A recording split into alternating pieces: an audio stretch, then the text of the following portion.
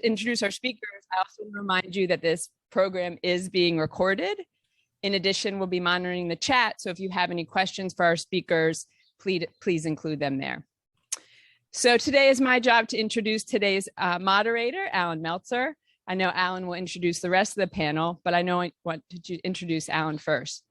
Alan founded the Meltzer Group in 1982 as a single insurance agent and has grown the company with more than 400 dedicated team members across 5 divisions. Was consistently recognized as the largest insurance consultant and one of the largest corporate philanthropists in the greater DC area. In 2016, Alan sold the Meltzer Group to NFP, more than doubling the regional workforce and geographical footprint. We are so grateful for Alan's continued support of this program. Alan and NFP have been the lead sponsor of Bagels and Business since its creation. Thank you so much. And I will turn it over to you to moderate our panel. Thank you. Thanks very much. Well, I have a great pleasure to introduce our panel. I'm going to start with the easiest one. I met this young lady, I think in 1980, about maybe 7 o'clock at night. My daughter, Jennifer, she was very cute then. She's very beautiful now. I met her future husband, Ed, around 2014, 15, whatever. I don't know. 2010. The only thing I'm happy about is they're still married. They like each other. But the most important thing is they gave me a beautiful little grandson, Stellar, who I hope is in school today, because even though he's 3, we still worry about him starting to cut school already. He's just kind of that kid. Jen and Ed, I'm going to let them tell you more about their journey in the restaurant world, but very proud of what they've created in Silver Spring with All Set and Money Muscle BBQ. So I'm going to let them really introduce more. I don't even remember when I met Dan. It was a very nice day, I'm sure, because we become very good friends. Dan is we get along because we're both from Massachusetts. Both of our mothers felt that the West Coast started on the other side of Springfield. So if you're from Massachusetts, you have a very good bond. Dan is a co-founder and co-manager of the Farmers Group, which he'll tell you more about. But they really do a great job. And if I'm not eating at Founding Farmers or All Set, I feel like I'm cheating on my daughter and Dan. So I'll let Dan also introduce himself a little more too. So we're talking about what these restaurateurs have done. We'll talk a little bit about their beginning and talk about the trials and tribulations of COVID, which will be fascinating for all of us.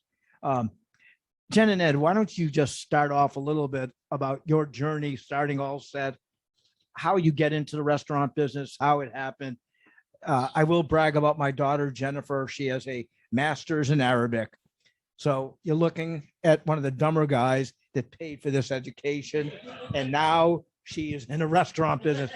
We have quite a diverse crowd, but there's not a lot of Arabs coming in that much, but she can talk to them fluently. So why don't you guys tell a little bit about your background, Jenny, about your Jewish upbringing. Ed, frankly, I'd love to know a little bit if you ate Jewish food when you grew up, or what the deal was. And then Dan doing basically the same thing. Sure. Okay. So whoever wants to start, I'll shut up and let you guys talk. I don't even know. It's my Jewish upbringing. I mean, I was led by a very strong example, and my twin sister and I religiously went to Hebrew school in terms of duration, maybe not so much in our attention, but we were bat mitzvahed, and it has become definitely a part of my identity. So when I told my father I wanted to study Arab studies, he just thought, you stay up at night thinking of ways to torture me. And then when I finished my master's while working in restaurants and told him I wanted to be a waitress, he's like, again, torture. Thanks so much for that. but in a very weird way. I think our cultural upbringing and gathering around tables and community led me to hospitality. I love to celebrate events in the restaurant, and actually led me to the Farmers Restaurant Group, where I started to be a manager under Dan. I learned more that year, I think, than many of the restaurants we worked along the way. But I did meet my partner and husband in 2009 at the opening of the Capitol Grill in Chevy Chase. I won a ribeye selling contest, and he was the broiler cook. And the next morning I told him I had steak and eggs, and here we are later. But we stayed up at night, dreaming, talking about what we wanted to do. So we officially started working on All Set. And I'd say 2012, we were working, or 2013, we were working up in Massachusetts. We just wanted to open a nice restaurant that had good food that you could pronounce. But of course, you need a concept and a little bit more than that. You can't just say, come to my nice restaurant. It's delicious. So Ed was on Nantucket and I was in Massachusetts, and growing up, my family would visit my dad's side of the family. And so I really wanted to bring those food memories down to my mother's side of the family, who's from Maryland. And so we started our New England seafood concept. And then sort of during the pandemic, we all shifted to bringing more of Ed's upbringing, being from Southern Virginia, with our barbecue. And now we are here today. Yes. Thank you for having us. Yes. So I grew up in Southern Virginia. I would say there's not a huge Jewish community down there, unfortunately. But my exposure to the Jewish community really started when I met Jen, and I've learned a lot. It's been an amazing experience. Like Jen said, we started All Set Restaurant and Bar. I spent time in Nantucket learning more about seafood and that style of cuisine. But the pandemic allowed me to go more to my roots, which is the barbecue. And it's been a huge success. I guess the Jewish food I ate would be brisket, but I would say not Jewish style. But this has been an amazing journey since the pandemic started. We've had to do a lot of juggling. It's been trials and tribulations, but I think we've come out on the other side of it looking better than we were before. So I guess as Al will ask us more questions, we can tell you more about that, but it's been an amazing experience. And thank you all for having me here today. Hi, I'm Dan. I love these conversations and being together, and I think about history and roots. Roots matter, and history matters, and relationships matter. And I'm not really sure what else matters, right? Because for me, that's where it all comes from. My parents, were immigrants to America, and, being Jewish was a big part of my mother's life because her parents, they fled the Nazis, and my mom was born, on that overland route, leaving Austria and getting to London where her family settled. And so I think about their story. And so my influence growing up from a Jewish perspective was more about persecution and safety, and the culture of family and what that meant to be in a new country. And I think that story is not unique. We see this across cultures and people. And the great part is then you get somewhere and you put down roots and you make connections and you build new relationships. And, Jenny, I look at your family journey, your personal journey, the fact we work together, what you and Ed are building now. And Alan, our relationship could have just been business, right? You meet in business. And then when I think people are connected to their roots and have the capability to build relationships, our relationship pretty quickly transcended business and it becomes personal. And then, I love working with family. I love seeing you two build a family and work together. And so it's really nice to be able to be here, in person and online, because this is how you deepen relationships and people share their stories and you learn about different aspects of life. And that's what restaurants are. They bring people together. You talk around the table, you learn to see through other people's eyes, get to know people, have a little fun, have a cocktail if you like to drink, and have some conversation. So thanks for having me. And I look forward to your questions, Alan. Going into the family concept, I do remember going at the Founding Farmers one time, and I think one of your children either was a busboy or bus girl or something like that. Stellar, my grandson, already walks into the restaurant and says, "This is my restaurant and my parents." So talk a little bit about family working there. I also will say one quick thing. During the pandemic, my daughter did not have enough help. I offered to wait on tables, which I love to do. I can tell you, I started my shift at 6 and she got my butt out of there by 7. I'd like to find out what I did so wrong. We're good. We're good. You Thanks know- for helping. Bye. If you've got it on your resume now, I might give you a job. If Jenny trained you a little bit, we can use help at Founding Farmers. Having my kids work, I have 3 teenage boys. Their first jobs in the restaurant were scraping gum off the bottom of tables, which I think they're at the right height when they're small. And people are savages, and even in a relatively nice restaurant, they stick their gum to the bottom of table. I know, mortifying, but it gives my kids work. And so all 3 of my kids say, that's gross. I never want to do this. Why do you make me do that job? And I just say, welcome to the real world. If you don't like that job, go to school, get an education, build a network, and learn how to do something. Otherwise, you'll be scraping gum off the bottom of this table forever. And so my oldest, almost 18, he can do most of the jobs in the front of the house in the restaurant. He's washed dishes, learns to cook a little bit in the kitchen. And I think teaching our kids to work, Jews and non-Jews, right? For anybody, education, teach your kids to work and teach your kids to build relationships at work. And a restaurant is a great place to do it. So the restaurant has given my kids employment. I can't say that I want them to stay in the business. So, I want my kids to do whatever they love. That's what my parents told me. Do what you love. Money will come or it won't, but it won't matter because you'll be doing what you love. So I'm a big fan of working with family, but primarily you should find a path that you can love. I think one of the best compliments, maybe to my parents, that Ed ever gave me was when he met me when I was waiting tables and instantly fell in love. My dad, when 1980, you started your business in 1982 with you. And so we didn't always grow up the way we now live. And I think that working in my father's office and working in that strong work ethic, we had Ed kind of said, oh, when he found out who my parents were, I just had no idea. You work so hard, and we work in a restaurant and it's hard work. And I want to give that to my son as well. When he was a baby, we brought that bouncy thing you attach to the door jamb when we don't have babysitters. And I have pictures of him bouncing in the restaurant, going into our dry storage, and a picture of him in our prep sink.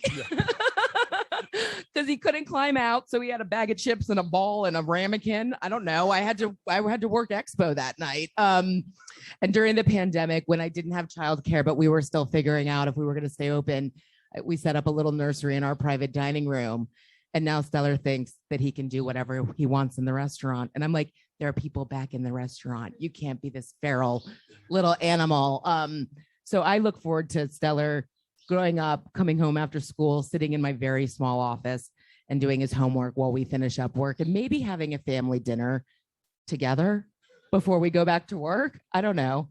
But working with my husband, it's challenging. I think no one knows what we go through, not only being married, but creating not only our family, but our business and creativity and concepts. And it's challenging, but I appreciate that I get to do this with you. Yeah, I think we work well together because I specialize in the kitchen and Jen runs the front of the house. So that allows us to give ourselves some space.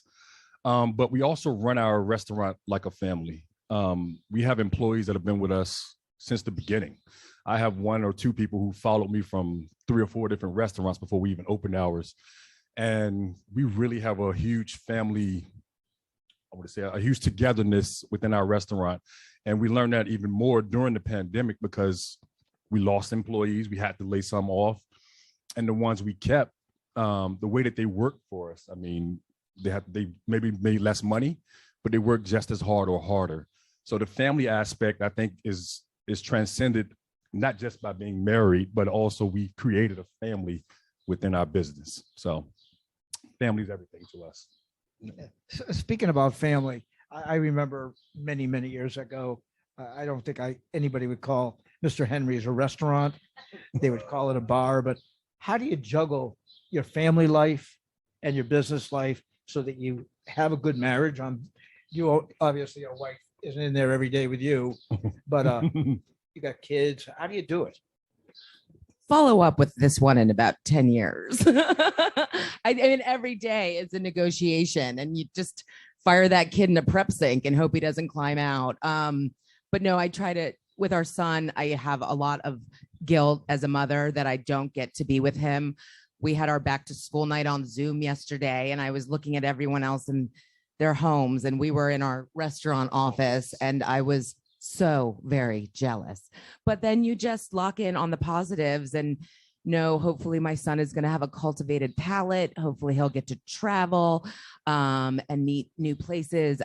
It's just different, and it's just our life. But there's not that much balance working in a restaurant. But the goal is one day. I've never really believed that spending a lot of time together is where the magic happens in relationships.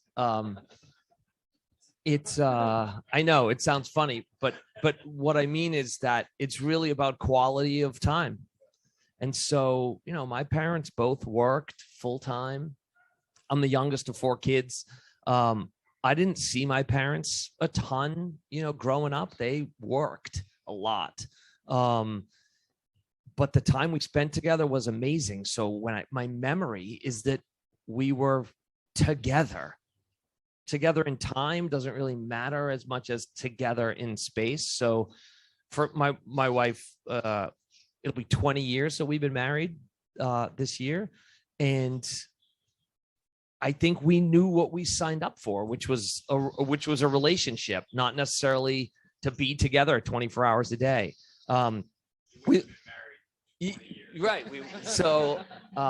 And the restaurant business, I think I know what my wife's an artist. She loves her time painting, and that's what her life and career is. And then you have kids, and that's insane.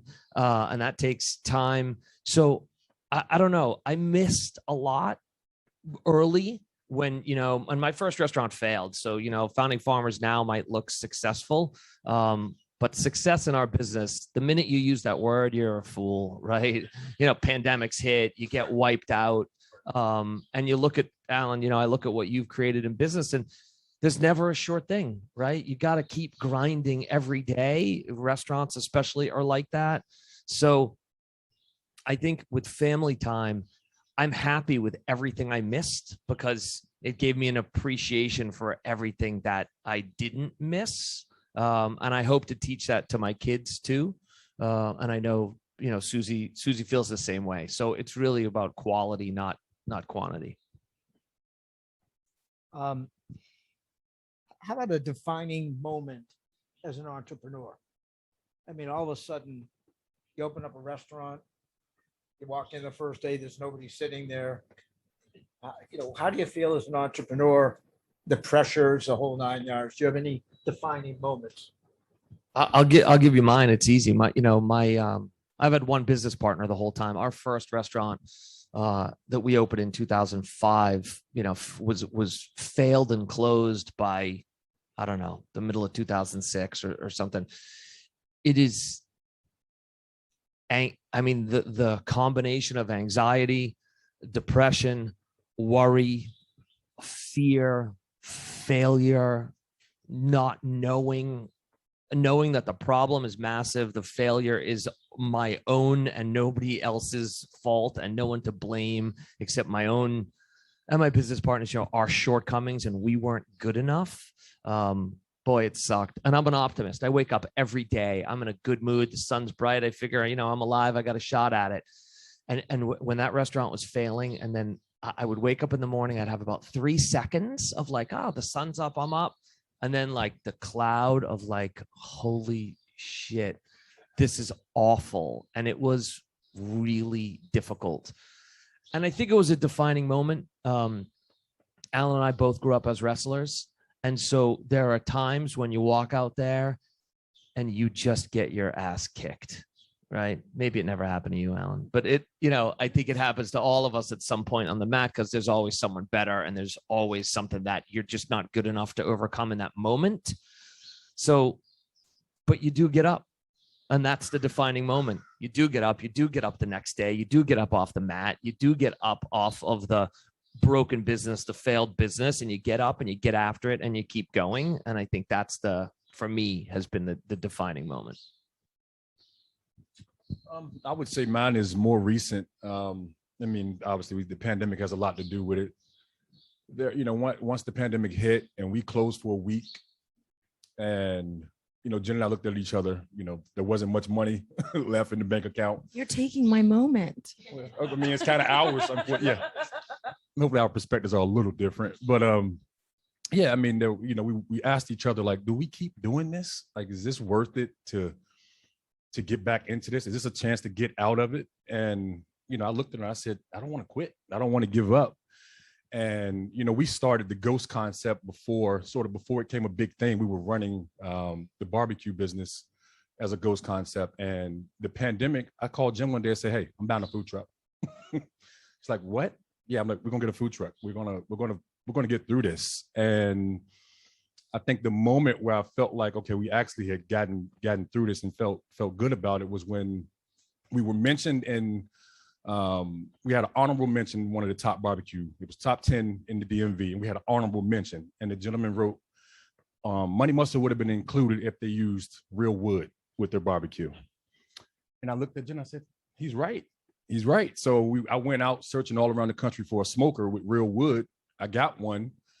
And about 3 or 4 months later, we had another write-up in the Post where, I'm trying to think of the headline of it.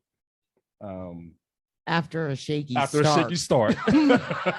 Yeah, that's how he started. Money Muscle finds They're always so nice. Yeah. The press, right? Aren't they nice? First of all, my mom said, I love the article, but why you had to write a shaky start? But anyway, after the shaky start, this barbecue spot is money.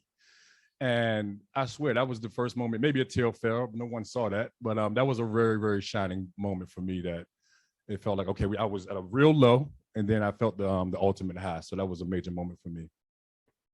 Sorry, I stole yours. No, there are many defining moments along the way. But when the pandemic hit, and Ed and I, with consulting some of my main investors and kind of doing some quick back of the envelope math. I've already put in this much and I still owe this much, and then they're going to sue me for this much. And should we declare bankruptcy, and they won't get to us for 5 to 6 years in the court, so we could just stop paying, all these things that you do. How much do I owe my vendors? Well, they always eat. So they always get shorted. So maybe I won't worry about them. And who do I pay back? And all these things. And my parents saying, you have tried so hard.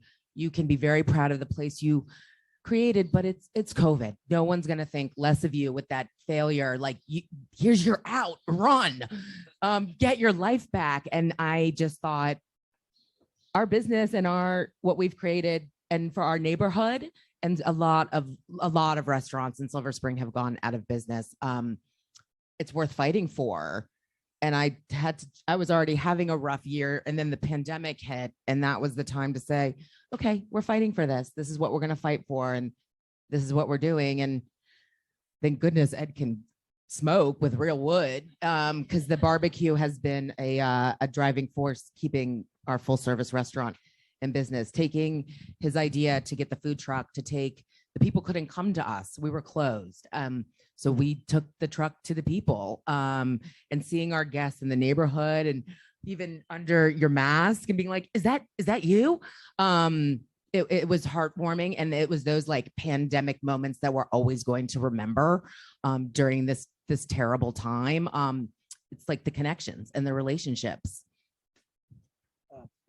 As I said, when I go to different restaurants, I feel like I'm cheating on my daughter and Dan, but I'll tell a quick funny story and then segue into a question. A couple of months ago, I was down in Florida. I called my wife up and I said, I cheated on you. And she said, that's not funny. I said, I watched Stitzel without you. And she sheepishly said, I cheated on you twice. My wife's back there. That's Jennifer's mom back there. Raise your hand, Ames, so everybody at least knows who you are. Okay. Okay. So yesterday I was downtown eating at kind of an iconic restaurant in town. And it was noon in an office building downtown. There might have been 7 tables. 3 years ago, you couldn't have gotten a seat. How is the pandemic?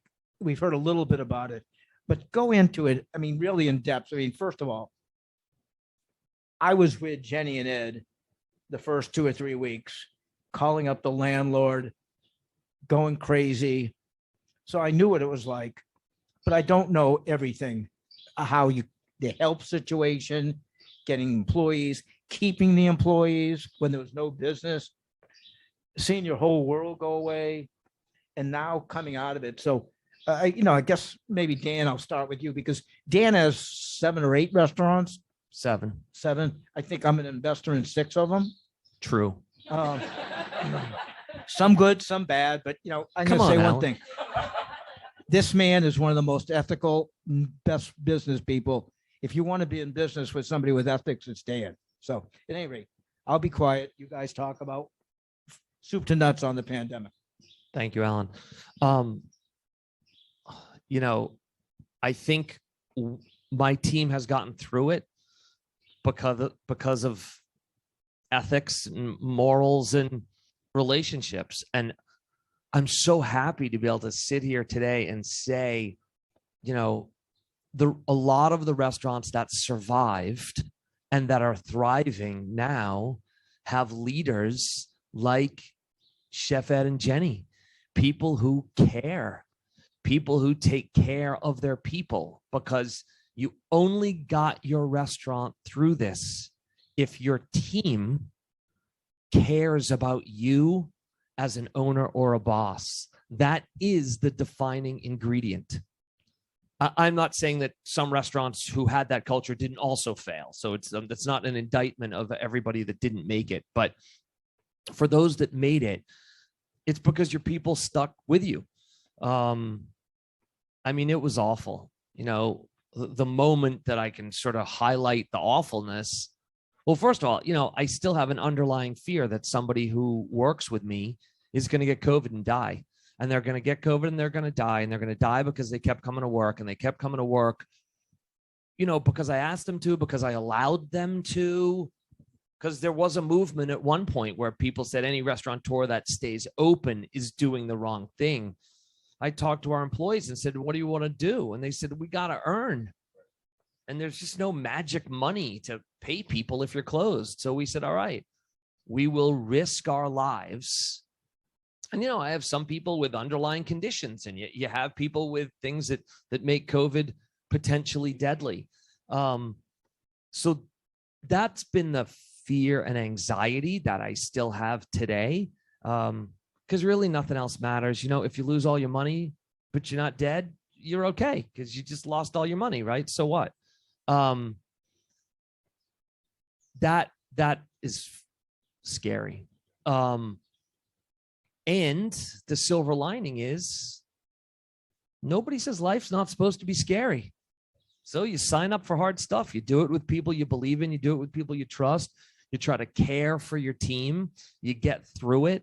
And we have days now where our restaurants are full and crowded, and our staff is making money. And our biggest challenge is there's not enough people to hire. So as a business person, that's great, right? Like, hey, you want to earn a living, you need to make money. We have opportunity. It gives you a smile, and you have investors that stick with you and believe in you. I'm lucky to have a few investors, people like Alan, and ethics and relationships flow both ways. Investors and vendors can be really difficult in times like this. But we got incredible support. Obviously, our largest investors are farmers, American family farmers. They know how to think long-term. So I would say the pandemic has highlighted what matters. And thankfully, people say good people finish last. I don't think so this time around. I think business people and restaurateurs that gave their staff free food and got them money even if they weren't working, and take care of their family and support them with the reality of the mental health crisis that frontline workers were facing during the pandemic. And frankly, we all have faced our own mental health challenges every day, is the reality of being human. So that's what the pandemic has been like as a restaurateur. Every single day, it is on our mind. We are faced with it. And we've sort of watched the rest of the world. Well, let's call it like maybe the 2%, like, oh, I'll just work from the beach or work from home, or this Zoom thing isn't so bad, or this is awesome, there's no traffic. And those of us that have these frontline businesses, it's like, good God, we're going to keep doing this every day. And then you just keep doing it. So it's sort of a tale of two cities every 30 seconds for the past, whatever, it's been 19 months. We closed down in the beginning of the shutdown orders in March and thought, well, we're America. This isn't going to come here. I had a friend in Italy who was going through it in February, and they were shut down. And I just thought, we'll shut down. Everyone will quarantine with my team and our guests. We'll see you in 14 days. And then that didn't happen. And that's when we started to struggle with what's going to happen. But, when we decided to close down, we basically had our staff come in and raid the kitchen. So they were telling me we're eating lobster rolls and our trout crab meuniere, like they were grubbing in the beginning of the pandemic. And then we opened back up and we did get an asymptomatic positive. And then it was like, do we close? What do we do? There's no guidance coming down from the county. There's no guidance coming down from the state. It was just stay-at-home orders, except if you're a restaurant, then you can do takeout. I didn't know what to do. So we decided to close again, but you can't just open and close. I think I saw you say something somewhere in some media to ramp up operations and then to close down and then to ramp up again. You can only do that so many times before you run out of money. So Ed and I went, but we didn't have enough time to tell the staff everyone was going to get tested. We took everyone to get tested, found another asymptomatic positive, but no one ever got sick. But we go in and I'm like, we got to try to save some of this food. Because once we get the test back, they were taking 3 or 4 days at that point. That coleslaw is gone. And I'm taking pictures of our low boys, our refrigerators under the line. And Ed's like, what are you doing? I'm like, I'm documenting our journey, because it was just our money and our time and the effort. Like my team had prepped the stuff and it was meant for guests, clients, customers, whatever you want to call them now. And I was like, we can't do this that many times. And luckily we haven't, had anyone get sick, but it's really crazy when you go to work thinking, well, I'm selling burgers. What am I doing out when we have a small child or not too old parents, but older parents that I'd like to see soon? What are we doing? But I said not too old. You are, thankfully, because everyone does the right thing and people weren't seeing their family and socially distant. We were taking walks outside 6 feet apart.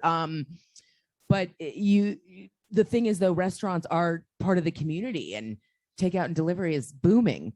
I mean, I don't think did you all do a lot? You probably didn't do a large percentage of takeout and delivery before the pandemic. And now you have a grocery store. Yeah, right. It was a small part of the business, and then it was the only business. Yeah, me and Jen's story is pretty similar. I mean, we went through the same process, but some of the things I look at, and Dad, I'll say this to you. I was so blown away by how you adapted in your business. You basically became the grocery store, and I was so envious of that. I was like, that's the type of thinking it takes to get through this. I mean, we didn't have the ability to put all of our things online and sell it like that because of the community that we were in. But that's the type of thinking it took. And I think the biggest piece of it is the staffing, the fight that we still fight. A lot of people left the industry.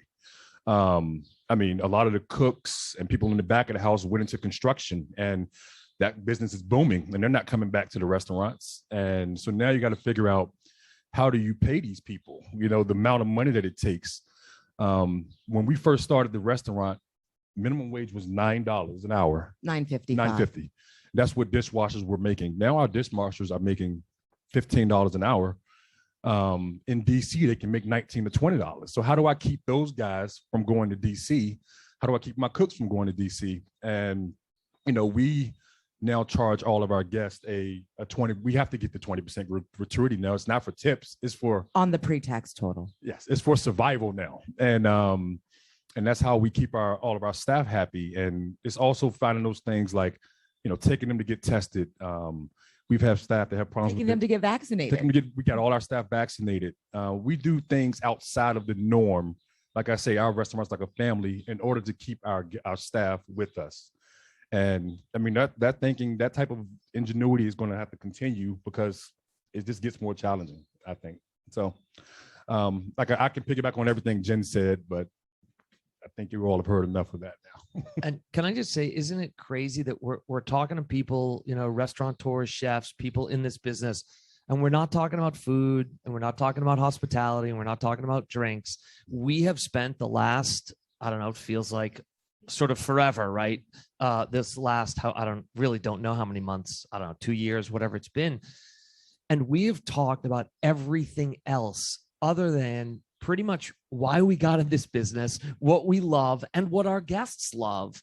And that also, I think, has been really difficult. And so now we look for moments, when we can just do a food review, teach someone about food, do our own stuff inside, roll out a new cocktail menu, and do that. So I think we're eager to get back to what we really love about the business. And yet today, like we put out our COVID dashboard. We stopped in the summer because people thought, oh, it's over. We're putting it out because I decided we got to be transparent. I have 6 people out sick right now with COVID, not terribly sick, but by the way, we'll pay them for all the time they're home, right? The law doesn't mandate that we do that, but anybody with any moral compass does that. And so we're still fighting the pandemic while we're like, can we just talk about the way it tastes? Can we just talk about the sauce? So it's nice to at least think about the food, and we're appreciative that our guests are coming back. And whether you eat our food at home or you eat our food in the restaurant or you eat our food by the truck, just eat our food, talk about it, say nice things online, be nice to our staff, and try to find making restaurants and food fun again, because that's what we really want to get back to. I just learned something from one of your manager partners this weekend. When you have a call out, because they might be hungover, you require them to bring you a COVID test. And I'm not having as many call outs. They know they're hungover. They know they don't have COVID and they don't want to go get a test. And we haven't had anyone sick, and I'm having less call outs. So there's a lot to navigate. She was like, I was like, oh, she called out sick. She's got a hangover. I'm already short staffed. She goes, COVID test. Can't come back without a COVID test. So, by the way, anybody here has some questions, please feel free. But I got a couple more. I will say, I will give a big shout out to the community supporting restaurants. It's unbelievable. The restaurants that survived, I every night around 3 o'clock in the morning, you don't need to know this, I wake up for whatever reason and I check all set sales. And during the pandemic, I would go to bed very, very sad. A night that used to be 10,000 was 1,000, 1,200. It was very, very sad for the whole family. And then I think it affected the whole family, not just COVID, but, seeing what Jen and Ed were going through, because we're a family.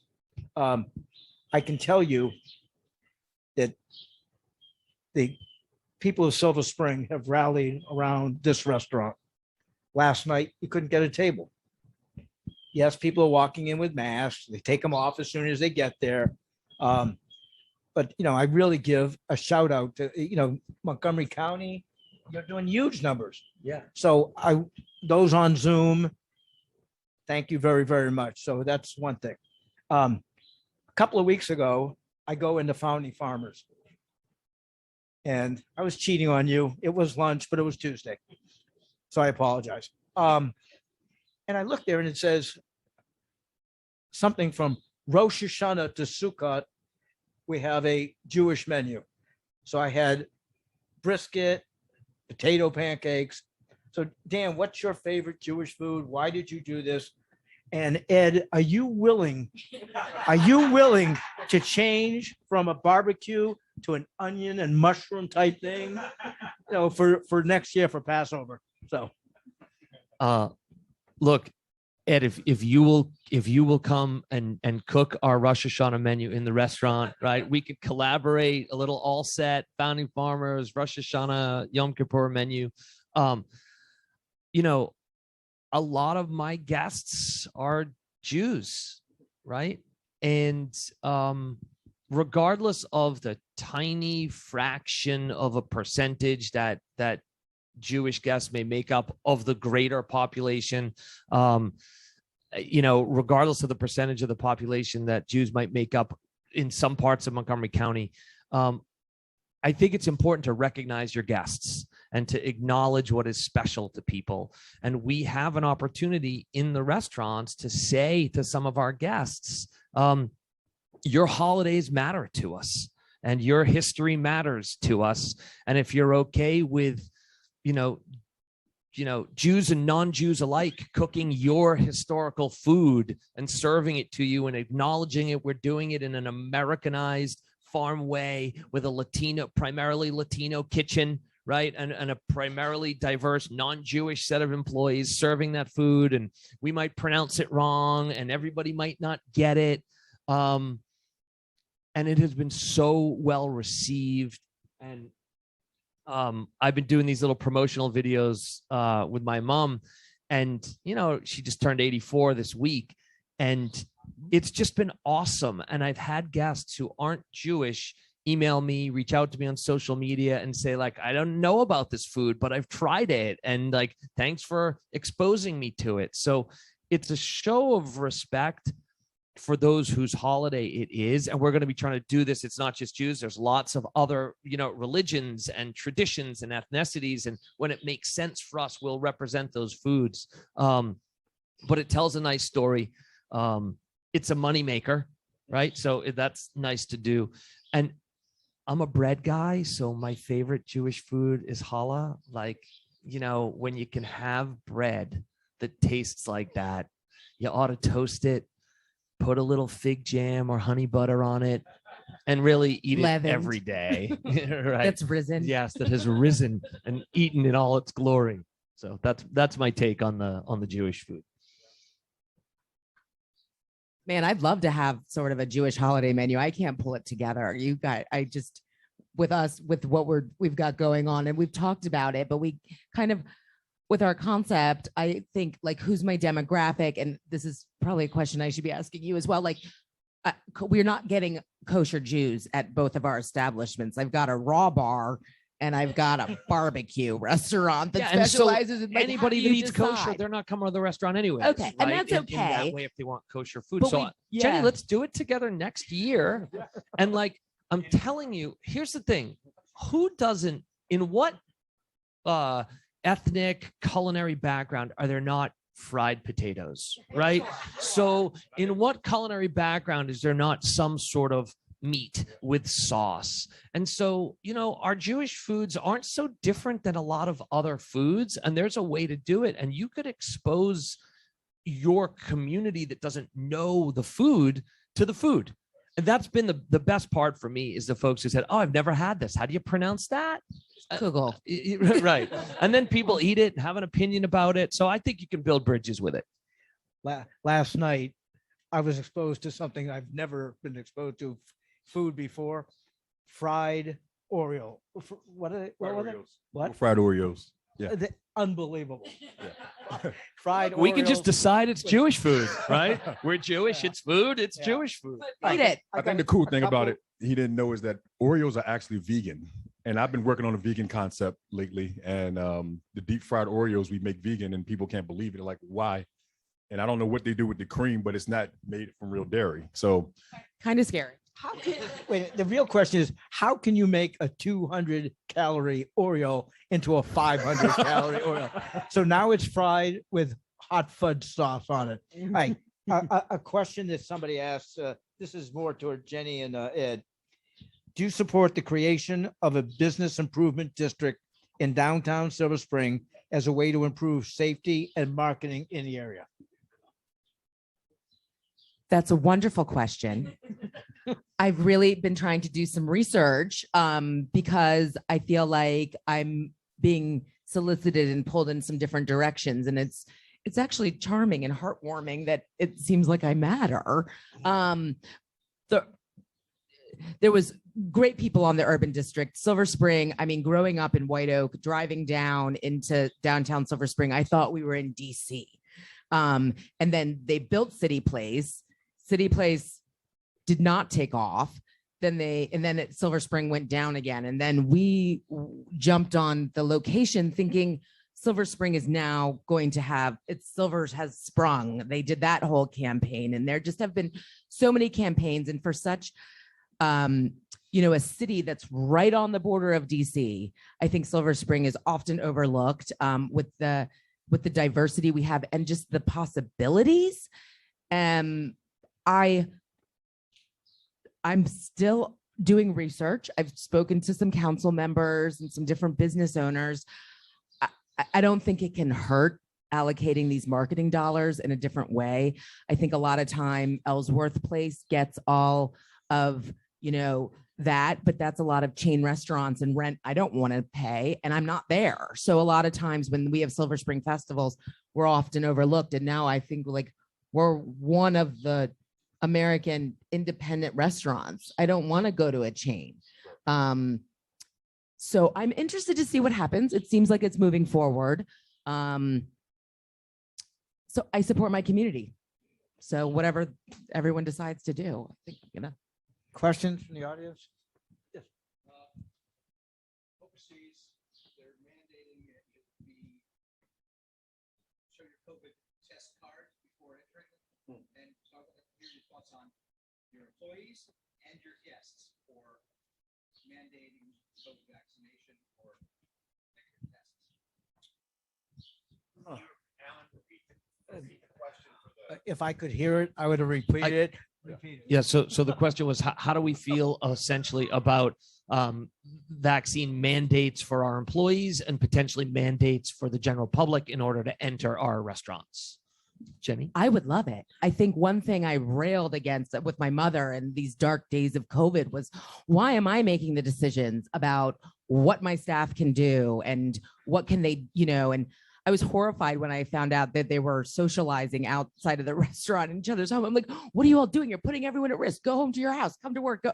I can't be in charge of, everyone has to take personal responsibility. And I think the biggest mistake we made was saying you're wearing a mask to protect other people. If we would have made it a selfish endeavor, like you're wearing a mask to protect yourself, I wonder how that would have changed the conversation. There needed to be stronger guidance. And I do think that we can only beat this by either super rapid tests, so you can just test yourself before you go out. Our son now just went to his pre-primary school and they get COVID tests every Wednesday. And so far they haven't had any positive tests. And it makes me feel better once a week. We call it his booger check on Wednesdays. And they're just going to grow up living in this world where maybe we have to do this. And that's the way we're going to beat it. And I wish that, because it's hard to be the police and I'm tired. I don't want to be policing my front door. People are walking in very haphazardly. My staff is in masks. It's not fair. It's selfish. And that's a lot of times what kind of restaurants before, I think there's been a reckoning now of COVID. What role do we play in the community? How badly can our guests treat us? Because as servants, sometimes instead of, tour guides on a culinary journey, you're not going to talk to your tour guide like, well, at least maybe if he takes you to a bad place or doesn't know his stuff. There's a lot of things, but I mean, the abuse restaurants have had, I'm not going to fight with an anti-masker. I have way too much things to do. So just let's make a rule. Don't make me choose. Yeah. So I'm pro mandate all the way around. If I respect if other people have other opinions, it's fine. So we are, but I think there's a way to go about it. So I have a diverse employee base, diverse with their history, diverse socioeconomically, diverse with where they get their news, how they get informed. And so I'm not going to be a 50-year-old white guy telling a African-American employee who may have a family history where they have legit reasons to not trust the healthcare system or to not trust the government. I'm not going to say, you have to do this. I'm going to say, can I share this information with you? Can I introduce you to a doctor? Can you watch this video? And I'm going to educate you. And hey, if you come Tuesday afternoon, you can get the vaccine. We do clinics in the restaurant. We've been giving a lot, getting our employees vaccinated. And then I will eventually say to that person, regardless of what their unique characteristic is, oh, you can't work here unless you get vaccinated. So we don't hire anybody unless they're vaccinated. And we will be enforcing our own mandate, by the end of the year. We're at 87. I don't know. We publish it, so it's transparent, but I think we're at about 83% vaccinated right now on an employee base of just over 1,000. We have some restaurants over 90%, and that's all voluntary, but they know it's coming. And I think the government should mandate you need to be vaccinated to come into a restaurant, because we can't control it. We can't police it. We can't enforce it. We're the bad guy. It's physically dangerous for our employees and our staff to try to enforce that. And obviously the virus is dangerous. So I don't know. By the way, I think you should get the polio vaccine. I think you should wear your seatbelt. I think gravity's real. So I say I respect these other opinions, and I do realize that you can't sort of shame or insult anybody to get them to agree with you. So, my sarcasm aside, I'm a fan of education, because on this point, there is actually no debate. There's only a debate when there is a lack of education. So I would say let's educate and let's mandate. We got about one more question. I'm curious about the aspects of your business that changed during COVID that you see going forward. Like even, my personal favorite was the ability to get cucumber delight in bulk from the but I think all industries are sort of grappling with that question. Can you repeat the question? Yeah. So the question is, what are the things that we started doing during the pandemic that were new and pivots or changes for the business that we plan on keeping long term? So I can give you a quick answer. There's a whole bunch of stuff we won't keep doing. That was things had a moment in time, right? Toilet paper, we sold a lot. Yeast, we sold a lot. There was a whole bunch of things we sold that, had its moment that we won't do. I can't really compete with Whole Foods, right? I can't really stay a grocery store. Some of that will stay permanently for us. Curbside pickup will stay permanently for us. Founding Farmers chocolates will stay permanently for us. There's a whole new product line. Cocktails to go, thanks to the government making some good decisions, will stay permanently for us. The expansion of our own distillery, Founding Spirits, and our ability to get those bottles will stay permanently for us. Our gift basket business, and essentially the expansion of what we think of as our e-commerce platform, direct to consumer, Founding Farmers at home, that will stay permanently and expand as a full new business opportunity. So there will be no shortage of cucumber delights in bulk at your home. I'm looking forward to just like settling down with our technology, because there was so much technology doing, like, we need to be on this app, and then let's get rid of this app and move to this app, and then integrating all these things. And we are just started, I'm a little behind. We just started using a QR code, and I'm interested to see how people feel about that. I do think it's a good technology. I don't know if you all are using it. I don't know, but I'm also like a romantic. Like, I like a paper menu, and I like to feel it. I like to touch it. I mean, a clean one. But you don't know. So these are all questions. And with the ambiance in a restaurant and having your phone out, and just the world we're moving into with all the technology, we still have guests. We really do want to take all of our to-go and pick up orders online. but then I have older guests who want delivery, and I literally can't dispatch a driver unless you order it online. So then we're sitting there taking their order, putting it online for them. So it's just all these interesting things that the technology, what will stay from it and what will go, and how does that make us better, quicker, leaner, faster. I still love to go to a restaurant and have my server take my order. I don't want that to go away. I don't want that piece of it to go when you can just order through Toast Tab and they're just runners. So I think that is something that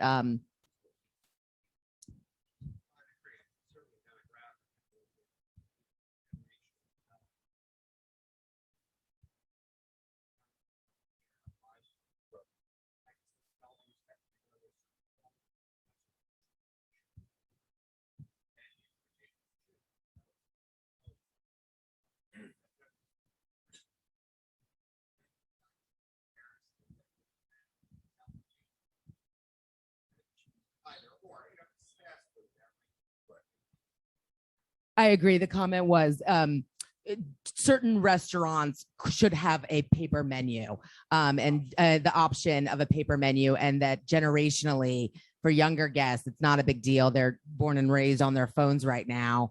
And I'll tell you, I agree with you totally. What got me thinking again, and we do offer, would you like a paper menu? Would you like a QR code right now as we transition?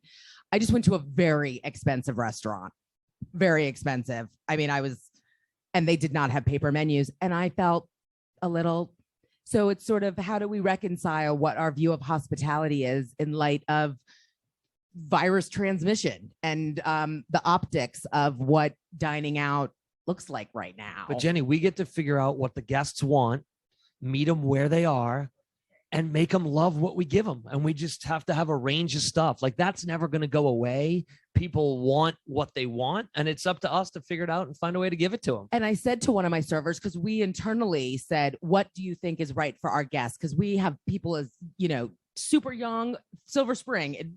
It's the whole range of people. I said to one of my servers, maybe if you took Bubby and showed her how to work this phone, you might make a lasting impression. And she's going to then go and show her friends. And she's always going to remember us for showing her how to use a QR code. And then she'll remember All Set. And we'll be part of that story, or give her a paper menu. I'm going to, you'll end, but I just want to tell the Zoom audience and everybody here, I want you to be like Alan. You're saying to yourself, a short, old Jewish guy? No, I don't mean that. Eat it All Set, eat it Founding Farmers. Be like Alan. Thank you. Thank you all. Thank you. Thank you. I just want to thank everyone. Thank Alan. Thank this great panel. I think this comment from the community, from the one of our virtual attendees, really wraps it's a great way to wrap it up. Someone wrote, "Thank you for all you have done for the community throughout the pandemic. Being at both of your restaurants has brought a sense of normalcy and joy to my children during what could have otherwise been a scary time for them." So, thank you for all you're doing, and everyone online, I think, will give back to your restaurants as well. So thank you. Thank you. And thanks to JCC. Thank you.